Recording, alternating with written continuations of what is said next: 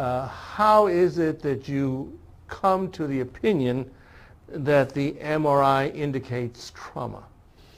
Well, there are certain patterns that we look for. We look for atrophy that's more severe than would be typically seen in this age group. And we see it in this age group in the absence of these intercurrent diseases. So I know that she does not have severe vasculopathy.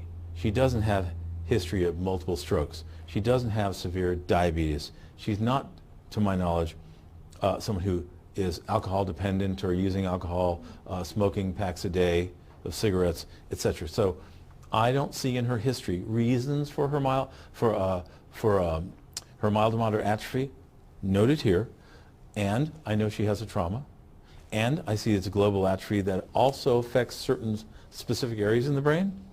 And how I know that is two ways. One, reading the MRI. But I also know that from the quantitative analyses that I did through NeuroQuant, which we can talk about sometime. So analyzing the brain, answer, it appeared to be trauma related. Is there anything in those images that shows what's wrong with Wendy's brain is from a trauma as opposed to normal aging? Yes, there's a couple things I mentioned earlier that would indicate a trauma has occurred. Can you show me? Sure. So let's start with that list, and we'll go first to the atrophy. So this is an image of the brain, and I'm going to scroll through her brain to show you various parts of that. And we're going to just maximize our image here.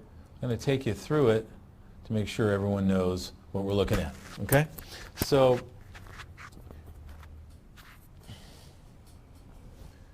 this is called an axial sequence of the brain. We're basically bread loafing through the brain. So we're going to start at the base down here. First thing, I'm just going to scroll through and show you some landmarks to let you know what we're doing. So I know the camera and the jury can see me. Basically, these images are obtained thusly in this plane. Okay? So the slices are obtained like this. Right? Marching right up the brain. They're not like this. They're not like this. Okay? They are like if this was the bread and I'm slicing the bread, bread loafing, if you will, just like this coming up. Okay? And that's why you see these round type images on the image. Thusly here, as I'm scrolling up through the base of the brain, I'm coming through the sinuses here. See these black areas? That's air in the sinuses. As you get a cold, they get inflamed.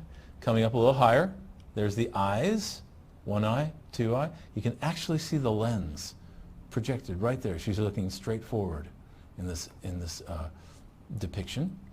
And the nose is just off the field of view, but you can see it kind of coming up here. There's the nose, the eyes. I'm going to come a little higher now. I'm getting into the base of the brain, okay, on both sides, and the brain stem. We all heard about the brain stem. This is the peripheral brain. I'm coming up now through the midbrain, and lo and behold, we see the two lakes, the right lake and the left lake. These are the fluid collections that are normally seen in the brain. They're called the ventricles, okay?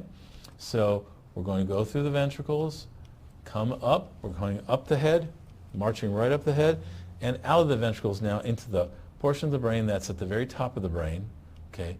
These are the lobes. They are the frontal lobes. These are the parietal lobes. And back here in the back, the occipital lobes, okay? So there's one more lobe, and I have to come down here to get it, okay? And these are the temporal lobes. They kind of look like thumb-like projections coming off the brain. And all of these are significant because every part of the brain does a different job, okay? Executive functions, memory, cognition, smell, visual cues, language, hearing, all of these things are connected, and all of these things are processed in different portions of the brain. Back to the abnormal findings. The first one we talked about was atrophy. And I know the jury doesn't have really anything to go on what's a normal, what's an abnormal, but I can tell you this, that this degree, these black stripes, okay, seen in the brain, everything that's black that dips into the brain tissue and goes deeply into the brain tissue and is wider than it should be, indicates atrophy is present. So I'm going to show you a couple areas of atrophy. I could show you many. Here's a big section of black dipping into the brain. That's because these gyri, the cortical gyri, are atrophied, and this area, second thing we talked about, cortical thinning of the gray, this area, this gray strip is thinned. I'm going to do something for the jury now. I'm going to change what we call the window, and I'm going to make that gray area. Show me where trauma is indicated on that image in the brain of Wendy. So trauma is always identifiers that a trauma may have occurred in this situation, on this image, is the deep sulci and widening of the sulci and thinning of the gray matter of the gyri. So cortical thinning and increasing of the sulci, meaning atrophy. I'm looking at an image of 5,000. I need to continue to scroll up. Okay, well, doctor, let's stick on that image right now. You can. Mm-hmm. So I guess the jury can see where the mouse is. Just briefly tell me, does that or does that not indicate trauma to Wendy's brain? So in a brain of a 60-something-year-old who doesn't have intercurrent disease of the diseases I mentioned, that has this degree of brain atrophy and cortical thinning, and it's asymmetric. Look, one side, the other is different, not as bad. This one is more severe. The asymmetric nature of this otherwise global atrophy is suggestive of trauma rather than any other diagnosis. That's the best I can do. All right. Are there any other images from the MRI brain that you can show me that indicate trauma to Wendy's brain? Thousands of them. But let me go through on this one sequence a few more, okay? Note that on this is 102, I think that's what we called it. You have some atrophy here. You also have these deep areas of black. This indicates sulcal widening. The sulci are wide, the gyri are thin. There's also atrophy on this very same image in the occipital lobe. And I haven't changed the image yet. Now let's go higher up in the brain, okay?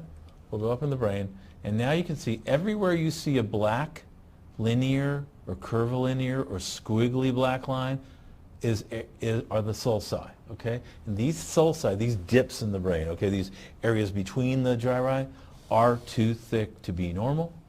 This indicates that brain atrophy is moderate in severity. I'll pick one for you if you'd like, and you can hang your hat on it. But look how deep these are. This is image 114 of 153.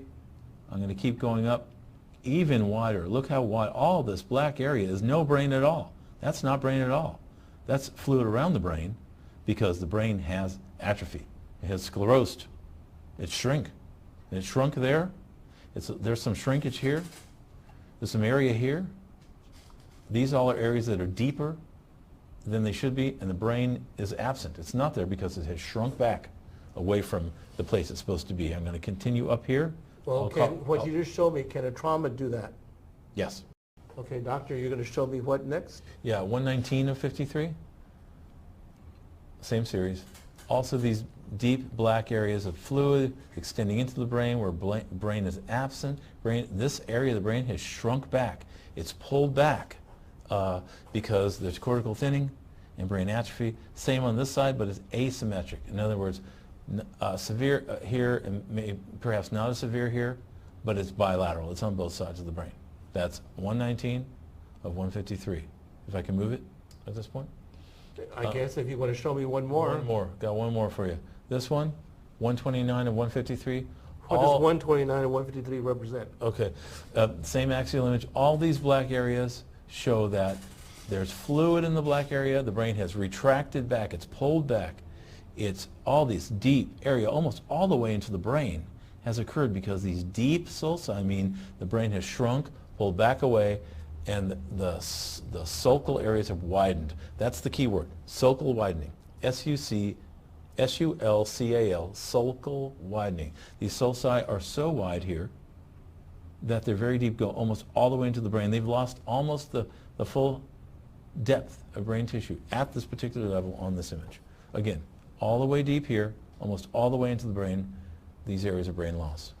So When we evaluated the DTI, and the one I have here unfortunately is not the color version, but I have the black and white, and indicated that there was absence of brain tissue in these same areas where I have cortical loss.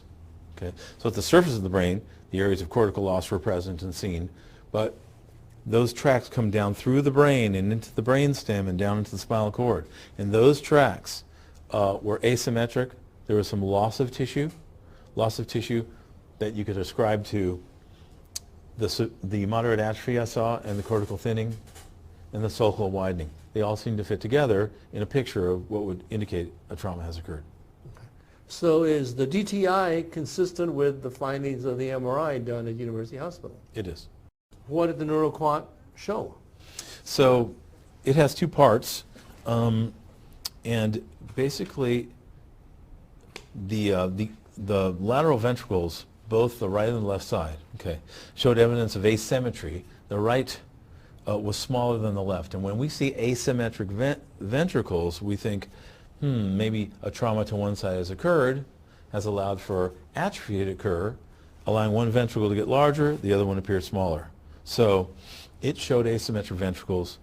In addition, it showed there's an area of the brain called the globus pallidus. It's a complex area, and it's referred to as the pallidum. That whole area is the pallidum. And the pallidum on the right was smaller than on the left. So now we have brain asymmetry, we have ventricular asymmetry, and the other area that was abnormal was something called hippocampus. Hippocampus, strange name. We used to joke that that's where hippopotami went to college. That's a joke. But the hippocampus, the hippocampal areas, have 4 little sub-areas. They have insular areas next to them. And those hippocampi, plural, were atrophied as well. We know that that is a sensitive target area for brain trauma. Everyone knows it. All the literature describes it. There's been, I would say, is it 1,000? Is it thousands of research papers referring to that? I myself have been through hundreds myself, reading about the evaluation of the hippocampus and its influence and the influence of trauma. So we have asymmetry and enlargement of the ventricles. We have asymmetry of the pallidum area, and the hippocampi appear atrophied. They were quantitated on the general morphometry report of NeuroQuant. It's unequivocal. They measure these. Just like I'm measuring something, it's 1 3/4 images. That's if I look at something, I say I think it's about 2 inches. That's one thing. But if you go and measure it and you get 1 3/4 inches, then you have quantitative. It's quantitative analysis of the brain. That's what this part is. That's why they call it neuro, brain, quant, quantitative, NeuroQuant. So I was asking you if you could show the jury lesions in the brain. Okay. So we're going to start at the base of the brain and come up. And there's a little bit of the patient's moving a little bit on this sequence, so it's a little harder to see. But we start to come in and see areas of the brain with focal, we say, high signal intensity lesions. T2, hyperintense, or high signal intensity. So basically they're bright dots. Actually, when MRI started out, they used to call them UBOs, unidentified bright objects. They didn't know what they were. Turns out they're in brain encephalomalacia, which is small areas of brain cell death. So I'm going to come up here. We're going higher and higher and higher in the brain, and you start to see these bright spots, these dots. Again, they become too numerous to count because there are so many of them. Here's a bigger one. Here's smaller ones. We see a few back here. I'm going to go higher in the brain, and now you just start to see a myriad of dots, bright spots in the brain that would be too numerous to count. So what we do is do a second sequence. The second sequence, I'm now pointing on this side, it's called the flare sequence. I think it's the most valuable because it's the easiest to see. So I'm going to come up from the base of the brain. I'm coming up, up through the brain, okay? And the first thing we run into is that, okay? High signal intensity. I'm going to point to the bright spots that should be suggestive of an abnormal focus in the brain, okay? Sure. How about sequence 501, image 82 of 165. 82/165. Okay. So we have these two areas side by side. Here's a small area and a large area of encephalomalacia. More medial, we'll see a third one here. Okay, we have a larger one down here. That's image 82. Those are areas of where demyelinization of the brain is occurring. Okay, the axons are running into disconnections, and there's areas of actual cell death that occur. I have to show you in continuity as we come up. There's another one on this side now. There's one on the right, there's one on the left. We come up a little higher, and these are, by the way, in order. So where this was 82, I'm showing you now 83. I'm showing you now 84. Okay, this one is very bright, high signal intensity. So this is a larger, more severe area of cell death, brain death. I'm coming up now to 85. Smaller, we're coming out of it now, it's smaller. I'm going to scroll up, continue to go. You see the ventricles, see the lakes of fluid here? They're larger than they should be. That's abnormal. Here's another area of abnormality, another bright lesion on 92. One behind it and one behind it. 1 second. We're going to come up a little higher, up into the brain. Another one, periventricular on number 97, an abnormal lesion, high signal intensity lesion. Here's three side by side on image 99. 1, 2, 3. Okay, probably a smaller one there. This is something that lesion quant would probably miss. That wouldn't count, but I can see it, and you can see it. That bright area right there. What are the significant effects, if any? So I'm going to show you two sets of images. This is called a sagittal. This is the same axial we were just looking at. On the sagittal, okay, the image here is just the orientation of the scan is like this. It's a side view. You see the nose out here, the brainstem, and the brain up over the top. So that's a sagittal view, and the one next to it is an axial view, bread loafing, right? So I'm going to kind of draw a line for you. I'm going to make a little bit of art here, okay? I'm going to take a line and I'm going to come down here and show you that these cortical brain cells interconnect all different areas of the brain, okay? There's interconnections all throughout the length of the brain. And so they're long, this is the wiring of the brain. At the top where I'm placing the red dot, right there, that's where the cell body is, and the axon is this long trail of wiring, if you will, come down through the brain, and it connects different areas. If, for instance, we're following this tract, this line right here, can we see this okay?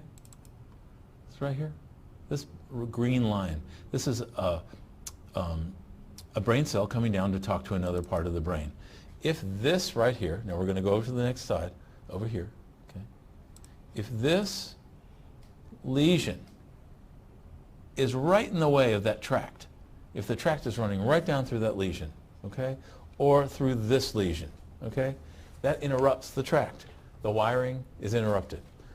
And you can just imagine if brain wiring is interrupted, that could lead to all kinds of problems, and I have mentioned a few of those before. The memory, cognition, abilities to think and remember, and hear, see, taste, all of your senses can be interrupted to a greater or lesser extent. We don't know. We allow that to the neurologist and the neuropsychologist to decide that, okay?